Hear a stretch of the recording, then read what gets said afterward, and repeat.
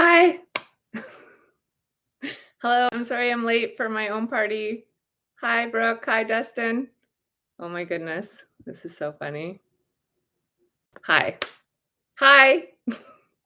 Hello. Are you still there? Hi. I'm Frances, addictions counselor from the downtown east side, celebrating 10 years of continuous sobriety today. Super excited to be here. I'm very sorry I'm late. I actually could not figure out how to turn on the live, and I'm new, and then I thought, oh, I'll just stay with the other one, but then I thought, oh, there's people like in the party waiting, and yeah, just trying to navigate and learn something new and be kind to myself as I'm learning something new. So welcome. Thank you for being here. I really appreciate it. I really appreciate all the wonderful community that I have in recovery, all the friends that I've made over the years, and clients, and just different people that I've been able to meet and connect with, and I'm just super grateful for all your support. Whew, deep breath. It's been a morning, and yeah, that's just life. So, good morning. Good morning, good morning, good morning. Good morning. Okay, so I am celebrating 10 years of continuous sobriety today. 10 years, a decade clean and sober. Very, very excited to be a decade clean and sober. It really does feel good. It really does feel good. And 10 is the number of completion. And I really feel that in this birthday. I feel like I feel like I'm in a new story. Like I literally am writing a book, but the book is about the last 20 years of my life, um and it feels like I'm closing that book and I'm beginning a new story. And I'm very excited to beginning a new story because that story was really sad. That story was hard and sad and really, really challenging, really challenging. And is part of my story was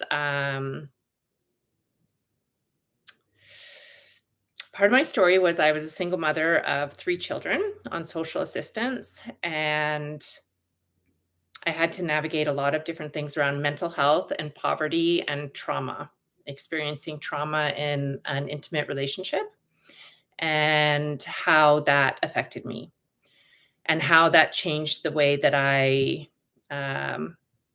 that I coped. And I would say that before I had experienced this relationship, I was a party girl. I drank too much at parties. I definitely went overboard all the time. It was realistically a problem that was kind of like brewing for a long time, but this particular relationship really was the catalyst for me developing kind of like alcoholism.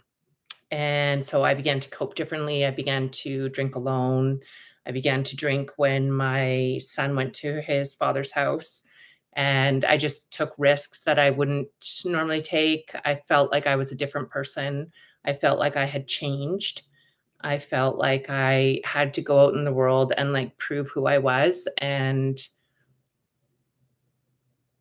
I was just in this place of like defense instead of this place of um, just knowing who I was and just living my life, knowing who I am and not having to prove who I am. And I just felt like I really needed to prove who I was, and that, yeah, that it was up to me to fix my life. And I was all alone in that. And everything was up to me. So there was a lot of pressure um, on myself to like, I was creating that pressure for myself from a place of trauma. So, basically, I had a spiritual experience that brought me into recovery. And in that experience, I forgave the person that traumatized me. And I saw that he was a person that was also in pain, and that his pain wasn't about me and it wasn't personal. And I just kind of got in the way of it. But from that place, and this is going to be like a very condensed version of my story, but because I really do want to get to the part where I share my recovery and I share the lessons that I've learned, and I want to that's really where I want to focus my energy, is not on the past, but on what I'm trying to build in the future. And but so I had a spiritual experience. I came into recovery 15 years ago, and I turned to the only concept of God that I knew, which was a religious God. I was raised Catholic, so I thought that a spiritual experience equaled becoming a Catholic again. Um, and I had two more children, 11 months apart, in my first 2 years of recovery. So I had a spiritual experience in 2005. 2006, we had our second child, and 2007, we had our third child. And then I immediately moved back to my mother's on the day that my third child was born. And then life got really hard, and I faced things like not being able to work and not getting housing and not being able to, um, yeah, I just felt like my whole life fell apart. But at the same time, I absolutely adored and loved my children, but life was really hard, really, really difficult. And I had a job, I had a good job, but I couldn't work it because I couldn't get daycare. And I just, everywhere I looked, there was different struggles. Um,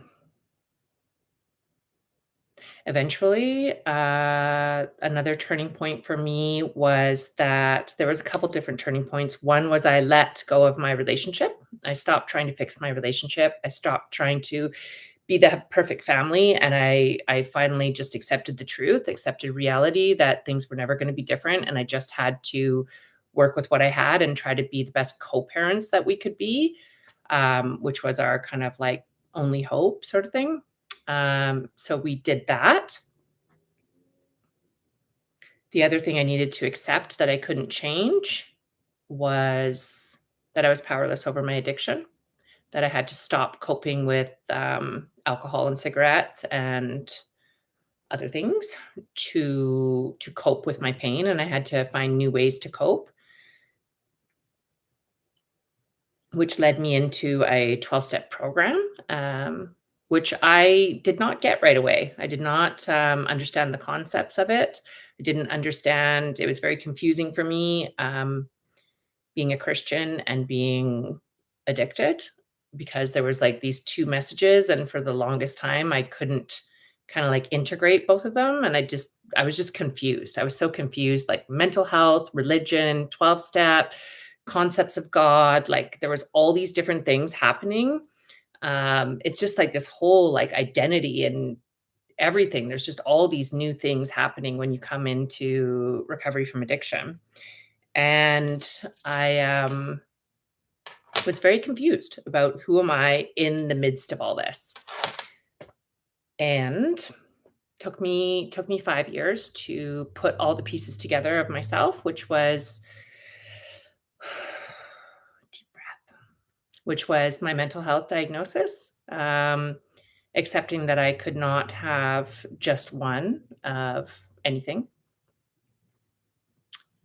and that I would never have the perfect family. Those were three major things that I needed to accept. So I would say that would be one of the lessons, in terms of the top 10 lessons, is just accepting the things that I can't change. And I would say another lesson is the power of surrender, being able to learn to surrender to the moment, surrender to reality, surrender to,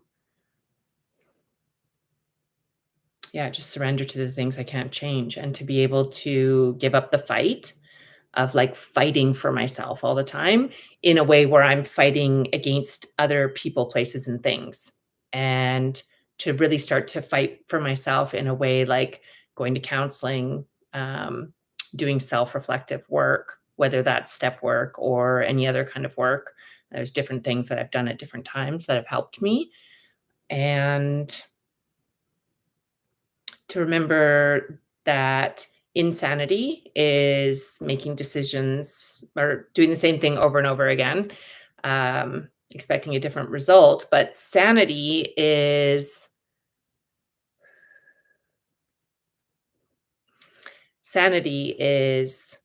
making decisions based on the truth.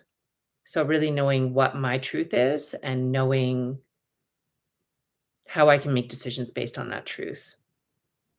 Part of that truth for me is connected with my higher power. Um, the spiritual experience I had was a Christian experience, and my higher power is Jesus. And so the truth for me was different things like scripture and that God loves me and that God has a plan and that I can trust God and that my children were meant to be. And that's my truth. And I held on to that in early recovery because I really felt like the world was trying to tell me who I was all the time. And I really needed God's truth to tell me who I am. And from that place, like that's like kind of like my nucleus. Like that's like the center of me is like no matter what happens, like no matter what I get or I don't get or whatever, I know God loves me. I know God has a plan for me and I know God forgives me. So no matter what happens in my life, I know that I'm safe. And as a person that has experienced trauma, that's really critical for my recovery is to know that I am safe and that I'm not alone. And so that's true for me. And I absolutely respect everybody's, personal walk of faith, but that has been mine. And from that place, I would say that I have been reparented. Um, I've been rebuilt and reparented and sort of like been able to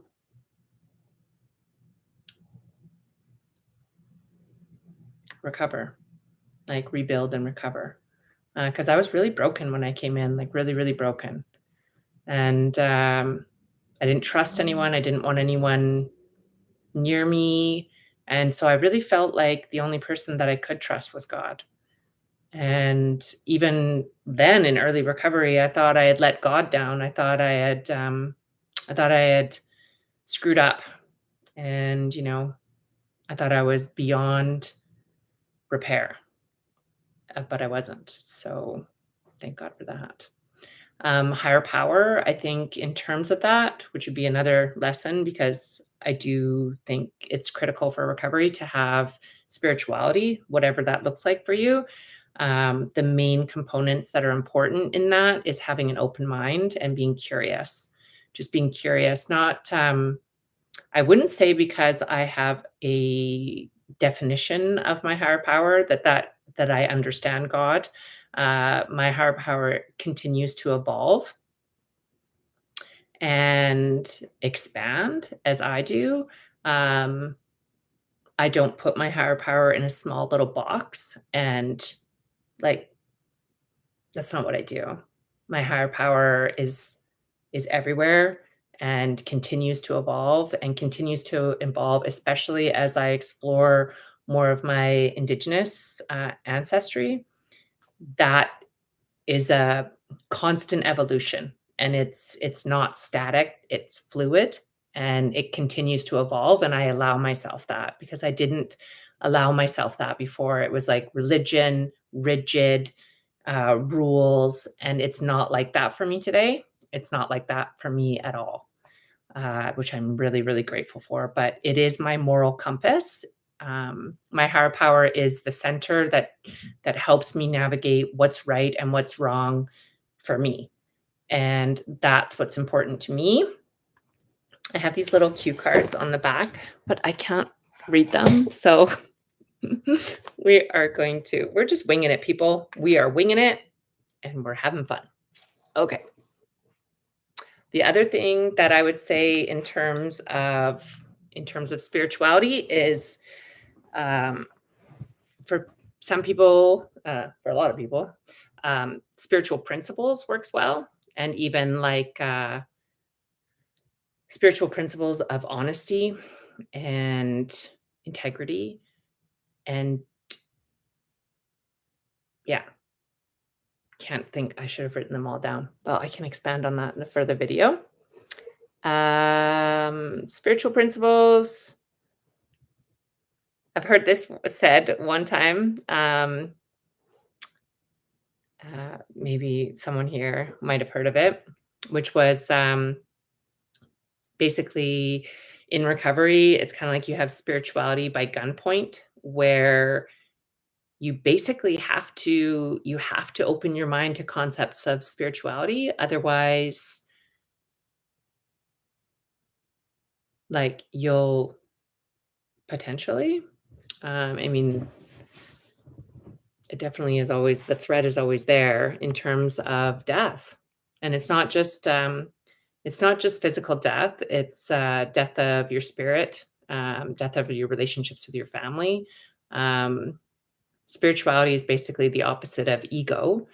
And there is an ego death that happens in recovery, that is necessary for growth. And so that's a part of it. I think that it's good to be clear on your why, like why you're in recovery, why you're in recovery. For me, I want a better life. I've seen what life and addiction has to offer. I've seen what I've felt it. I've seen it. I know how bad it can be. I know the loneliness, the isolation, the shame, the stigma, the constant anxiety. I know what that life is like. My why is I want to have a good life. And there's a lot involved in that in terms of how I define a good life, but I just know that I can't have a good life and stay addicted. It's one or the other. I can't have both. And I just know that that's true. So whatever I do in my life, it's to have a good life. That includes my relationships with my family and my friends and my children. And I just know addiction has nothing to offer. It has nothing good to offer.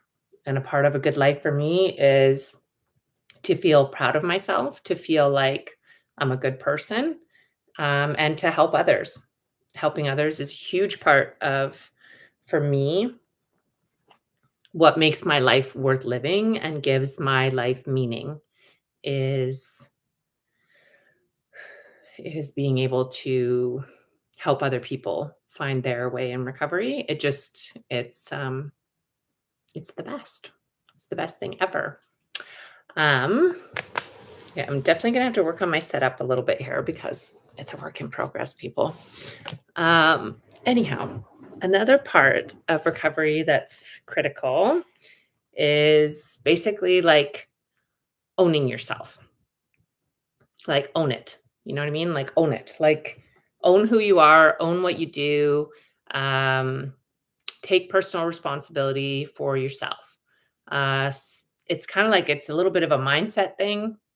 Well, I mean, yeah, it is mindset, but there's more about mindset because that's another lesson, is the importance of mindset. Um,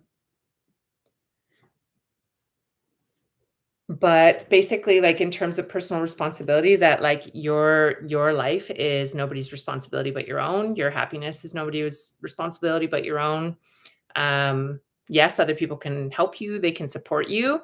Uh, but at the end of the day, like, we have to own our lives, and even like own who we are, um and kind of like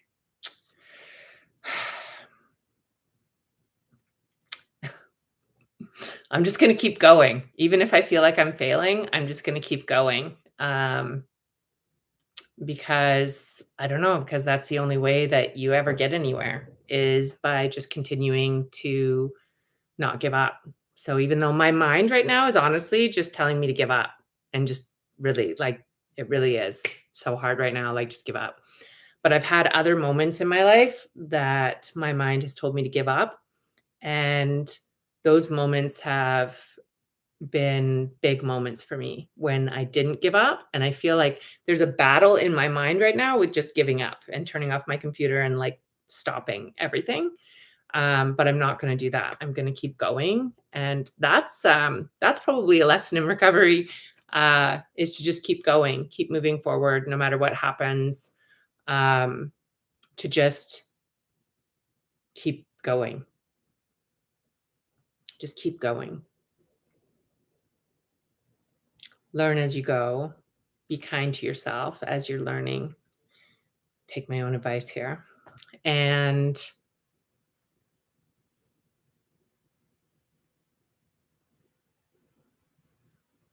yeah, just don't give up. Huge part. Huge part of getting anywhere is to be able to sort of like feel feel like giving up, but to not give up. Another thing I would say, another lesson, I have no idea how many lessons I'm at this point, but one of them is find your people.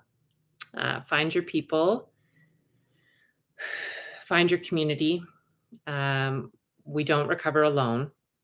Addiction is all about isolation, all about being alone, feeling like nobody understands, feeling like maybe nobody likes you, nobody gets you, all that stuff. So you got to find the people that get you. And that even when you make mistakes, no matter how big those mistakes are, that they know your heart. They know who you are, and they give you that room to make mistakes and to have that room for error. They don't expect you to be perfect. They might expect you to say sorry. Say sorry when you're wrong. I mean, I think that's a big part of building relationships is building trust and being able to know that when somebody has hurt you, that they will say sorry when they're wrong, that they will acknowledge. Yeah, acknowledge and learn and move forward. Because yeah, recovery is a team sport. It's not something that's done alone. And we need that feedback from other people that help us understand ourselves. At the end of my drinking, I was all alone. And I just remember thinking, like, not knowing what I was doing wrong. And nobody would tell me what I was doing wrong because I was kind of intimidating, to be honest. And sometimes I still am. I own that. Um, but if you don't have anyone in your life that's, going to have the courage to tell you where you're tripping up or what your blind spots are, um, you're going to feel lost a lot of the time. And I sure did. I sure felt like that. And I I'm grateful for the people that hold me accountable and tell me, my blind spots because I know that they're invested in my success. It's different when it comes across as criticism and judgment, and you know that that person is just like, or it feels like that person is just kind of enjoying your failure. And unfortunately, some people are like that. But when it comes from a place of like, hey, I really care about you, and I see this pattern happening in your life that's causing you a lot of pain, and I want to help you correct that. It's a totally different way to approach it, and you can feel it. You can feel it when somebody is invested in your success and they want you to do well, and that's why they're telling you about this blind spot, not because they want you to feel bad about yourself, but they want you to cause yourself less pain because it's painful when you make those mistakes again and again and again, and you don't know what you're doing wrong. Um, I would say a lot of what I've learned in recovery is around mindset. You really do learn how to um, direct your mind, direct your thinking, because you have to. Like you literally have to be able to stay clean and sober. You have to learn how to direct your thinking. And there's a lot of different stuff around that. I think probably the main things for me are gratitude, faith, and hope. Gratitude is a tool that I use all the time to direct my thinking, because there's always things to be grateful for. And it starts my mind thinking about what I'm grateful for, what's going right, what's good, all that kind of stuff. And like that switches my mind um, over to the good instead of focusing on the negative and what's going wrong and what isn't working and that sort of stuff. Um, I've experienced like major pain in recovery where, my mom passed away and I felt like literally like there were times where I felt like my heart was like breaking, like literally like you can feel so much pain in your heart that it literally feels like your heart is like breaking in your chest. And I don't know if anybody else has felt that, but I have, and it's awful.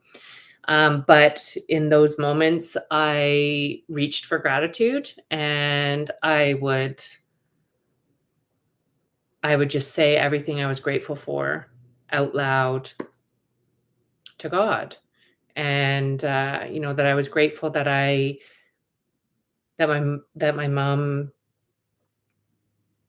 that my mom was that my mom saw me sober, that I had a chance for a different relationship with my mom before she passed away. Grateful for having a good mom that loved me. Grateful for the way that she loved her grandchildren. Grateful for all her help and support. Just like really just focusing on all the things that I was grateful for instead of what I had lost, which was my mom, my best friend. So focusing on the good and that kind of like sometimes in recovery it feels like it's like you're a surfer, although I've never surfed, but anyhow, it's like you're a surfer and sometimes there's just like this huge wave that just like hits you and you feel like you're going to go under, and so you need to learn to like ride the wave. And one of the ways that I ride the wave is focusing on gratitude, also focusing on hope for the future, and even all the hope of being able to, help other people or do other things, or, I am a little worker bee, so I do hope to make a difference in the world, like with, my story and with just helping other people through my work and different things like that. The other thing around mindset would be there's lots, but the things coming to mind right now are faith.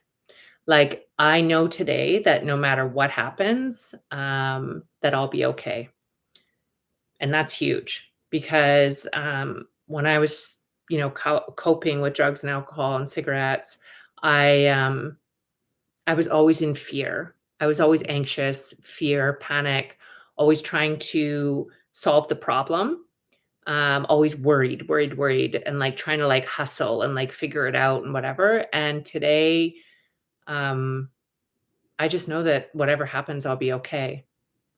I'll adjust. I'll figure it out. Yeah, I'll be okay. I just know whatever happens, I'll be okay. And that is because I have faith in my higher power, which is no small thing. So, yeah, that's definitely a mindset thing.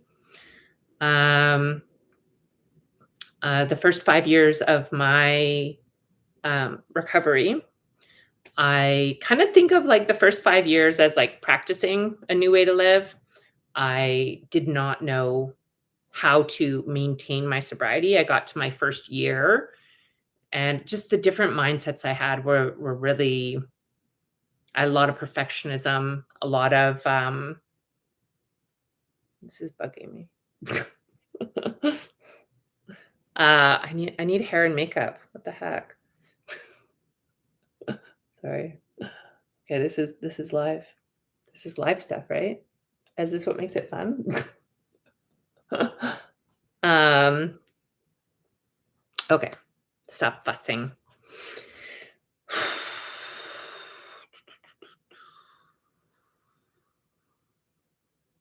First 5 years that I came into recovery is First 5 years that I came into recovery was a lot of practicing a new way to live and really tuning into the way that I think, because I had never really thought about the way that I thought. I just thought I was right. So I started to think about what I think. And it's kind of like a radio where it's like a fuzzy station and you kind of like tune in to what you think and the story that you tell yourself when things happen. And I always thought of myself as like a really strong kind of sort of hardcore kinda chick and, very independent, that sort of thing, and I was surprised when I tuned into that tape, how much of that tape was self-pity and victim, and it came across as, like, trying to control a whole bunch of stuff so that I would feel safe, but, that was surprising to me that I had so much self-pity inside me, and I do think changing that self-pity mindset to gratitude and faith and hope for the future, is a huge part of being able to maintain sobriety because you're supporting yourself in your mind to be able to, recover and to have hope, um, and to not give up. So for me, um, I think of I think of relapse or, like, if I were to, um pick up drugs or alcohol or cigarettes, I like, I would consider that to be like death. Like, that would be the death of me. You know that saying, like, "Oh, you're gonna be the death of me." It's like, that would be the death of me. That would be the death of all that I have built, all that I've created, not only externally, but internally. It would be giving up on so much work to be able to be who I am today and to feel the way I feel about myself today. And I would think of that as like tapping out and like maybe dismissing all the work that went into that. And yeah, I do think like there's a saying like fall down 7 times, get up 8. Like you got to keep getting up. Um, no matter what happens, just keep getting up. Try to learn from your mistakes. The tricky part is that, a lot of people die from relapse, and they don't get the opportunity to learn from the mistakes, so the saying, "Relapse is a part of recovery," is a very touchy subject for me because although relapse was a part of my story in the first 5 years, because it takes time to learn a new way to live, I also I worry about that saying because I think that it justifies relapse. And I think that a lot of people are dying from relapse, and I don't want people to die from relapse. Like, I worry about that saying, but I do know that learning is a part of recovery, and it takes time to learn a new way to live and a new way to think and a new way to act and a new way to be in terms of, like, asking for help and all the different things that we need to do in recovery. Like, it takes time to learn a new way to live. I think probably what I've learned is that you can feel like relapsing and not relapse, and that's how you a part of how you maintain sobriety, is basically not thinking that you're never gonna want to use again. That hasn't been true for me, but I know that I don't have to use again. I know that I do have a choice because now I have the tools of recovery that I can use when I feel like using, when I would normally tap out and want to cope with drugs and alcohol. Instead, I phone a friend or go to a meeting or journal or have a bath or listen to music or do all these different things that I've learned how to cope with my emotions until I get to the next day, until I start to feel better and I start to recover. Because a lot of it is connected with our nervous system. So a lot of it is just taking care of our actual body and just helping ourselves like regulate until we get to a place where we are calm and we can think rationally. It's when we make decisions from a place of being heightened and anxious and panicked that we make mistakes. We make mistakes in those places. So just trying to like bring ourselves back down to center and come back to who we really are. And I would say that the best relapse prevention advice that I have is to build a life in recovery that you don't want to lose, that you would never put at risk, no matter what. Like, no matter what relationship ends, no matter what job you lose, no matter what happens, like, no matter what happens, that you have a life that's not dependent on like one piece of that life. It's a full life, it's a whole life, and it's not worth the risk. So that's my best relapse prevention advice, is to build a life that you don't want to put at risk, internally and externally. It is internal as well. Like, I wouldn't want to, even if I had nothing, I have myself today, and I haven't always had myself. And I wouldn't want to put myself at risk. Like, I actually think sobriety is the most loving thing that I have ever done for myself, ever in my entire life, is to recover. That is the biggest act of self-love I have ever accomplished in my life. And I would not want to stop loving myself for any reason.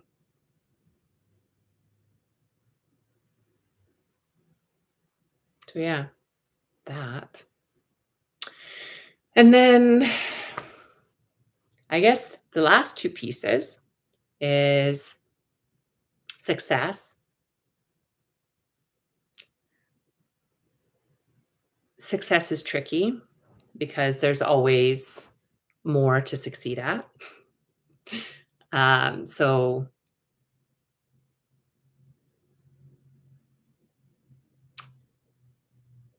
there have been pieces where I almost don't want to feel successful because that frightens me and it feels like it's not humble. But I do acknowledge that, like, being able to achieve uh, 10 years of continuous sobriety, despite all the different things and challenges that I've encountered in those 10 years, that feels that feels like success. And it feels good to win. It feels good to win, especially when you're used to losing, when you're used to being in this place of feeling disempowered and marginalized and single mom and addict and alcoholic and this diagnosis and like all these labels and different things that people try to put on you. And when you reject, like, you kind of like surrender to them, but you also reject them. Like, I surrender to those things being true about myself, but I don't, they're not my identity. They're not my identity at all in any way. Just like the good, it's kind of like the good titles, they're not my identity either. The labels, the negative labels, they're not my identity, and the good titles that I get from different things that I achieve in my career, those aren't my identity either. I think at the end of the day, my identity really comes from my higher power,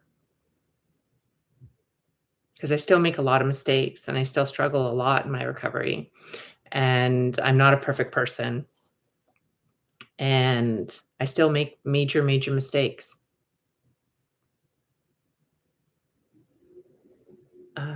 But I forgive myself and I move forward and I just try to learn the lesson and try to do better next time. I would say the last thing that I would say is around maintenance. I have no idea how many lessons have been in this thing, but anyways, maintenance is a big part of getting to a place where you have continuous sobriety. And um, I think for myself, like I do go to 12-step meetings and I find that that works really well for me. I find that spirituality is critical for the maintenance of my recovery.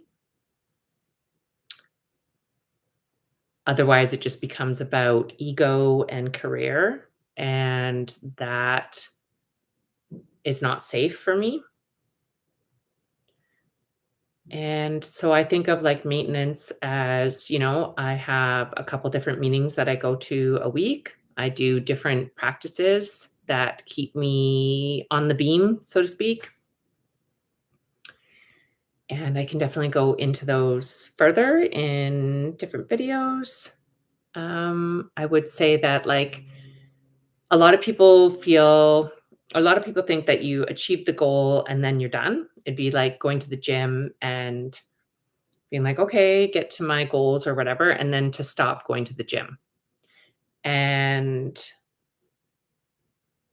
to maintain a change, maybe you don't need to go as much as you originally did, but you do need to do some sort of like critical things, or at least I do, to maintain your sobriety, to maintain your commitment to yourself. For me, that's connecting with a sponsor on a regular basis, telling her the truth about what's going on in my life, which sometimes is not easy to do.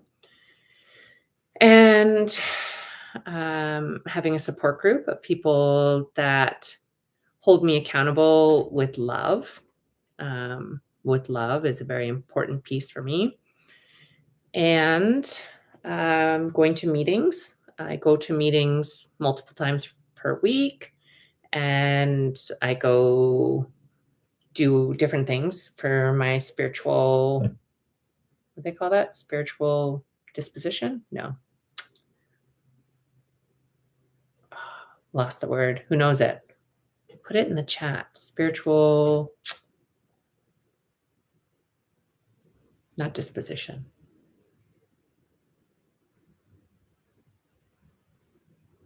Maintenance of my spiritual condition. That's it. Condition. Yeah, so there's different things that I do. Journaling and church and worship music and different things that just connect me to my higher power. So, thank you very much for being here. I really appreciate you being a part of this new journey for me.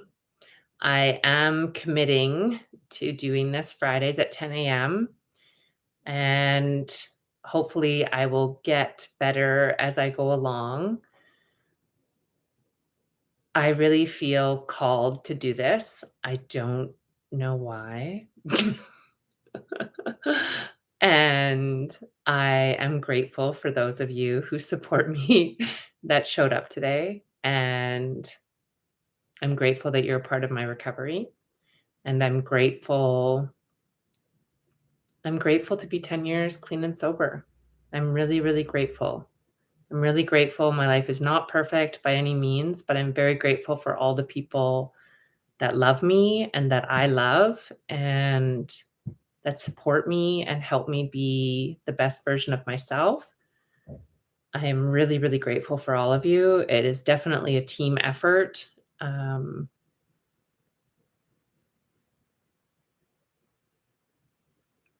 I used to think of myself as kind of like a lone wolf kind of person, and I have not achieved anything worthy alone. I've achieved it with a lot of support and a lot of people helping and supporting me and helping me grow and learn and whatever's next for me in this new chapter of my life. I am grateful that you will be a part of it. So I just want to thank all of you who are here today and that support me every day, because you do. And there's some days when that's easy and there's some days when it's a lot. So I'm just really, really grateful for you. Please subscribe. Don't forget to subscribe. Smash that like button, because that will help get the message of recovery to other people. I don't know if anybody that I don't know would actually watch this whole thing, but I'm going to keep it anyways and just allow it to be part of my learning process of not giving up and just keep going, keep learning, keep trying, and just don't give up. So thank you very much. I'm going to end with that. And I hope you have a great day. Bye.